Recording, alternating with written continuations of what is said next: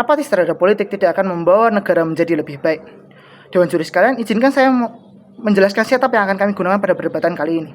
Pada perdebatan kali ini, kami akan menggunakan perspektif dari pemerintah negara Indonesia, karena mereka lah yang bisa merasakan dampak dari keapatisan masyarakat, dan yang bisa menormalisasi hal ini hanyalah pemerintah.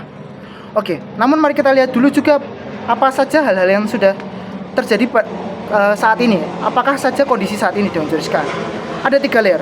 Layer pertama, perlu disadari di zaman sekarang banyak sekali orang yang hidup itu tuh hanya mengurusi dirinya sendiri saja demi kenyamanan mereka sendiri. Mereka nggak peduli amat kalau nggak ada kaitannya sama mereka.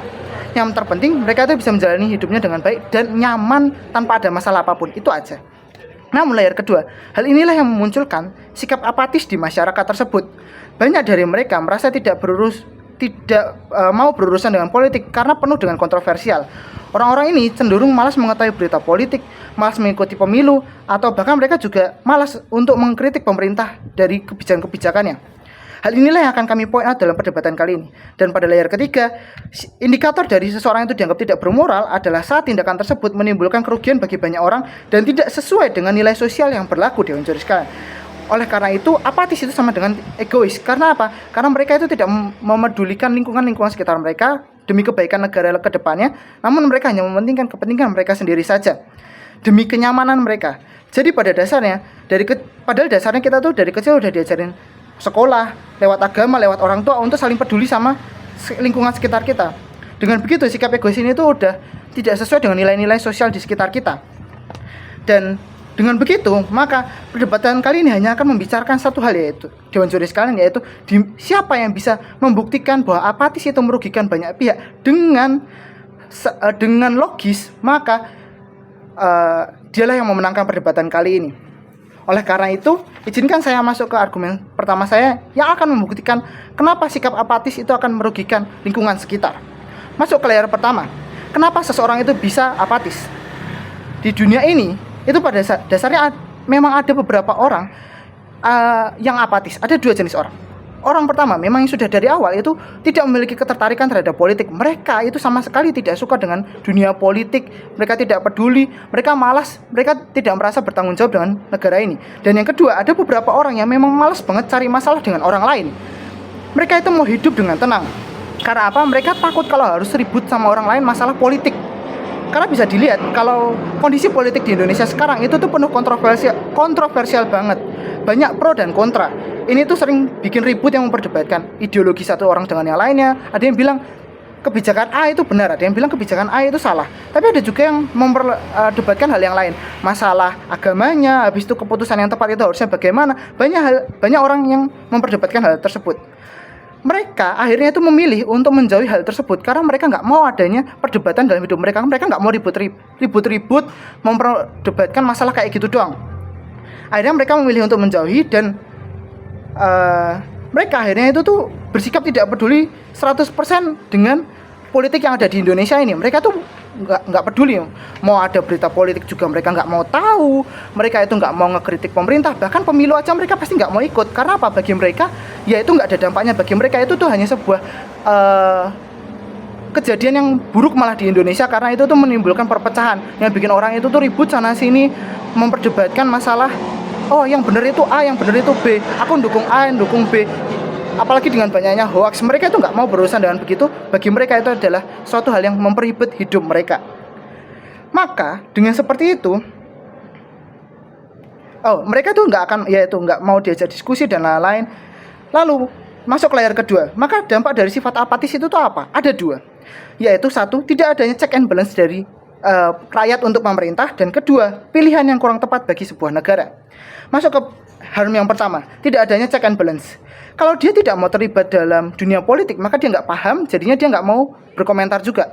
Akhirnya hal tersebut itu tuh bikin nggak adanya feedback dari rakyat ke pemerintah. Hal itu, padahal feedback itu tuh menjadi sangat penting. Karena apa? Itu tuh buat pemerintah itu tahu apakah kebijakan yang sudah diambilnya itu tuh sudah tepat atau belum. Kalau belum tepat ya bisa dia perbaiki, kalau sudah tepat ya akan dia lanjutkan dengan lebih baik lagi.